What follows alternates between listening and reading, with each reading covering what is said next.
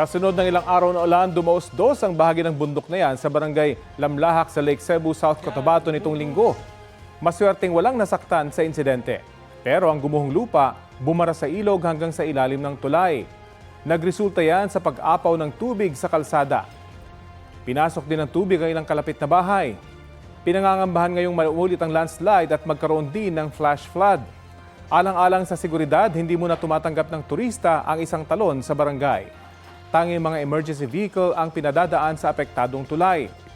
Nagtutulungan ang lokal na pamahalaan ng Lake Cebu at ang Provincial Disaster Risk Reduction and Management Office para sa mabilis na clearing operations.